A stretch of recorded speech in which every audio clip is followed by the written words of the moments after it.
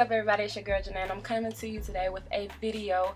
I really want to touch on this because I see a lot of people who may have this issue. I used to have this issue. It's an ongoing issue. So I really want to just touch bases on why it's important to let go of your past. Change is inevitable.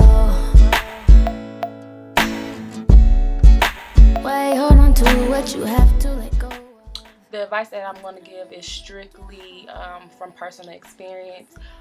I, for one, have dealt with a whole lot in my life. I'm 23 years old. Yeah, I'm pretty young, but I have dealt with a lot. I dealt with some things that I had no control over as a child, and it carried on into my teenage years and my adulthood, and I'm proud to say that I've overcome everything. I went back and I forgave whatever situation had me crazy out here, and I feel pretty great. So I really want to make sure that I'm touching some of you guys' souls today and making sure that you guys are actually following up through with some of the things that you may be going through.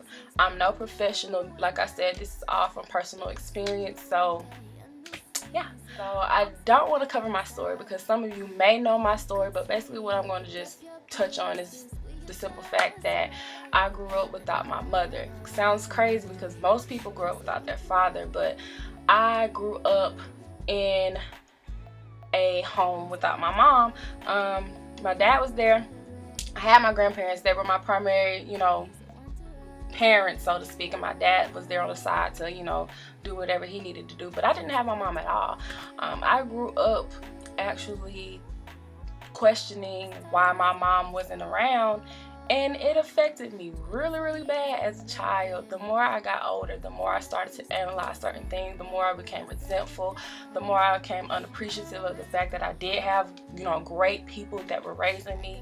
I was just a bundle of anger, and it carried on into my teenage years. I was rebellious. A lot of people aren't dealing with their situations. A lot of people are just using them as excuses as to why they can't do certain things, and that's something that's you're basically shortchanging yourself out of life. It's a lot out here to help you guys and to instill you guys with nothing but positivity. It just all depends on if you really, really want it. A lot of you say you want to change, you want, better for your life, but the only reason why you haven't changed is because you're still holding on to something that you haven't addressed or you haven't resolved from your past. I don't know what it is. I can't speak on what it is. It may not be the same situation as I have, but I can tell you everything else falls in line the same way no matter what your situation is. You have to address whatever it is in your past that you're holding on to, or whoever it is that you haven't forgave. You have to address that first before you can reach higher levels in your life, and that's just the truth.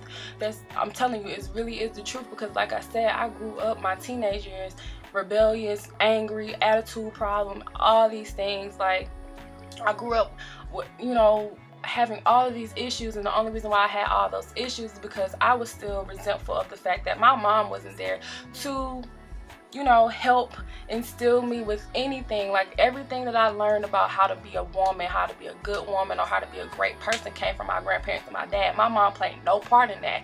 And honestly, instead of me sitting there trying to question why she wasn't there and feeling like she didn't like me or she didn't want me, I honestly feel like she missed out on a great person. She missed out on a great daughter. And once I sat back and I actually came to the conclusion of not dwelling on that, everything just started to happen. Everything that happened to me was nothing but positive things. I started meeting different people, doing different things, seeing a huge gain in my life. I grew so much. I still have a lot of growing to do, but I grew so much from how I used to be. And the only reason why I did is because I forgave. I let it go. I put it in God's hand because it was something that I could not control. I couldn't control the fact that my mom wasn't there. I couldn't control that. And that's something that you guys have to understand. Some of the situations that you hold on to, you cannot control. You can't control how your life plays out into that situation. But what you can control is how you grow from that situation, because that situation is there for a reason. You went through that situation for a reason. What reason that is, I don't know. I know why I went through my situation, and I know how I'm going to make sure that I not keep that cycle going, especially when it comes down to me having children of my own. Because when I have children of my own, the situation with my mom only made me feel like I'm going to be the greatest mother of all time. Like, I'm going to get the Super Mom Award every single day, every single hour. And the only reason why I feel like that is because I didn't have that. I didn't have that growing up. So I'm pretty excited. It's crazy because I'm pretty excited to actually start building a family, only because I know that I'm going to be better than, my past. My past is not going to reflect my future. I am not in no way, shape, or form going to let, what my mom did to me dictate my life, control my life. I'm not going to do that because it's not going to make anything better for me. I'm still going to be that negative person, dwelling, being rebellious. I don't want to live my life like that. I don't want to live my life, upset and angry and mad all the time. That's just so lame. It's whack. It's just whack. It's like you're wasting a lot of time, a lot of energy being upset over something you cannot control. Over something you cannot control. So what I'm asking you guys to do is to analyze your lives. Some people may not know they're holding on to a situation, and they really, really are. And that's where you analyzing your life comes into place, because you have to know what it is. You have to know why you're such a negative person. You have to know why you're so angry. You have to know why you're so disrespectful. You have to know why you're so resentful. You have to know these things. And the only way that you can know who you are and why you're this way and that way, is if you go back into your life. Go back in time and figure out what happened to you then. It was something that you could control or not. Whether it was something that you can control or not, you've already made that mistake. You already went through that certain situation. You already had to deal with it, and you're still dealing with it. You do not have to deal with the situation for the rest of your life. You don't have to. A lot of you people choose to because you need an excuse to back up the reason why you suck as a person. Who wants to suck as a person?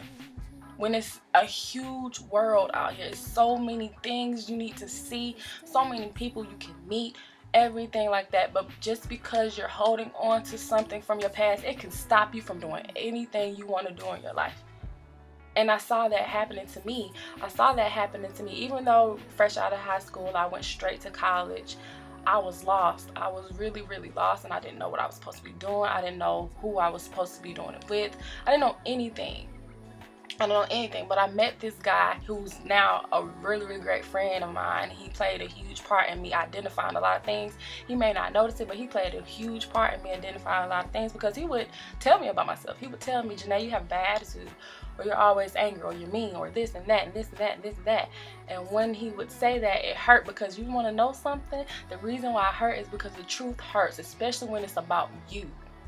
And so he would tell me that, and I'm just like, okay, if he's telling me these things and it's hurting my feelings, then that means it's the truth. So I need to figure out why Janea's so mean, why Janea's so angry, why Janea's so resentful. I need to figure out why. And it didn't take me no time to figure out why, because that's the only thing that happened to me in my life that was stunting my growth.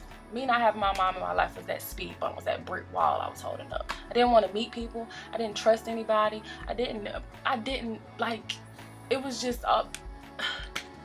it's just a whole bunch of negative things.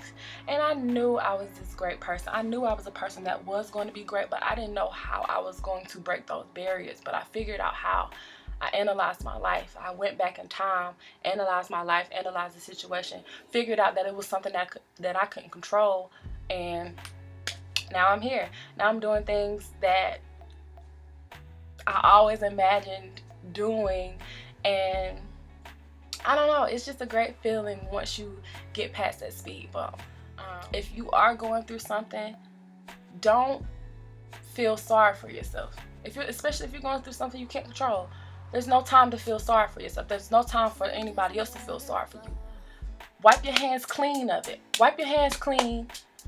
Forgive yourself, forgive the person, and move on. It's a huge world out here. There's so much to see out here. Forget that. Forget what happened to you. Let's move on. Let's get things popping, and let's go.